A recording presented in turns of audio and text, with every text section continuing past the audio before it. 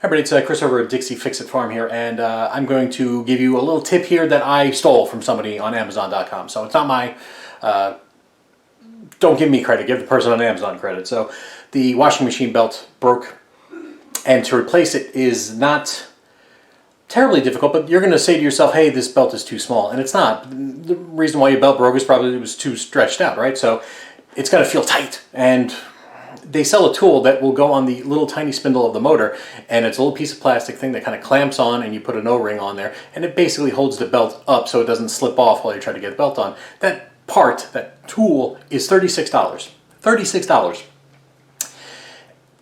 You can use a crescent wrench, and I'm going to show you real quick how to use a crescent wrench. So what you do is on the big spindle where the tub is, right, zip tie a couple of sections to kind of hold the belt on the big spindle, and then on the small spindle you use the crescent wrench to hold it up. I'm going to show you real quick here. So underneath here, this is where you put the belt on, right, and you zip tie it to that bigger spindle.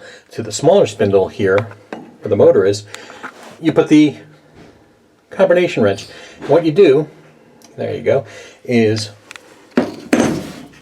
just go ahead, right? And with your foot, you just hold it in place. So now it's not going to fall off, and you save yourself 36 bucks. That's it. And then what you do is just keep rocking it back and forth, spinning it around a couple of times until the belt seats. It'll seat just fine, and you are set. You are done.